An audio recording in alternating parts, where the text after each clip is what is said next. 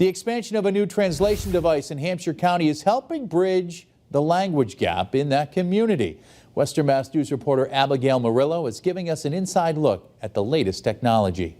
Amherst has expanded a brand new translation device designed to bridge the language barrier between residents and their town leaders. So it's a way to effectively communicate the services that the town provides. It all started just 2 years ago when the handheld device Pocket Talk made its way into the streets of Amherst. So there was a group COP officers that were using them and having interactions with community members, really good feedback, really great accessibility to kind of conversations that, you know, if you didn't speak the language. Western Mass News spoke with Philip Avila, the Assistant Director of Diversity, Equity, and Inclusion, and he tells us how this helps residents openly communicate and get the services they need. It really breaks down the barrier of language access because the Pocket device is a kind of one-on-one translation to where it will serve as whatever language it is the individual speaks into and whatever language the other individual speaks into. Now, the devices are available in every town department and includes over 80 languages along with a function to translate documents.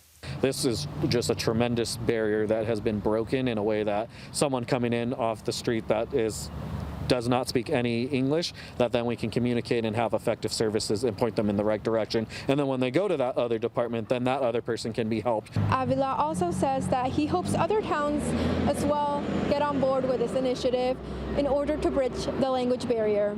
Reporting in Amherst, Abigail Murillo for Western Mass News. Breezy, cool afternoon.